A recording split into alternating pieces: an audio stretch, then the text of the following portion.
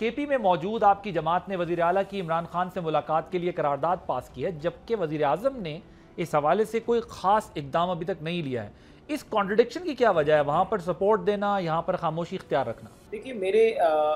इल्म में जो वहाँ पर अभी करारदाद हुई है मुस्लिम लीग नून का, जिस तरह आप जिक्र कर रहे हैं, अभी जो रिसेंट डेवलपमेंट है कि इसकी क्या वजूहात थी, वो तो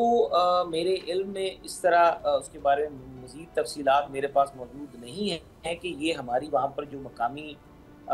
मुस्लिम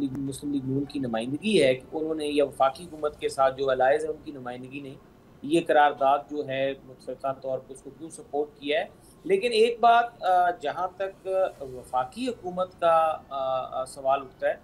देखिए अदालती मामलात हैं, अदालत के बीच में केस जो हैं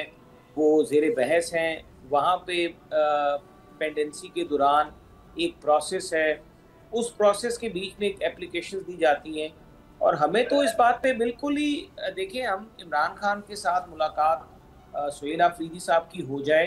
तो हम तो बल्कि मैं तो वैसे ये समझता हूँ कि जल्दी हो जाए ताकि खैबर पख्तूनख्वा की जो अवाम है, उन बेचारों के मामला तो आगे चलें। अगर वो अवाम जो है,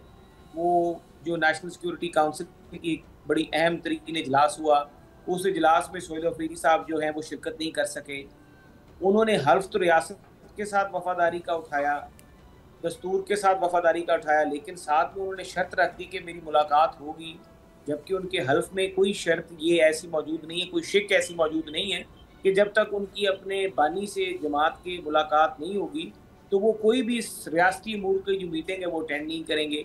तो इस तरह की सूरत हाल में तो मैं कहता हूँ बेचारा सूबा सरहद जो है वो सफ़र कर रहा है और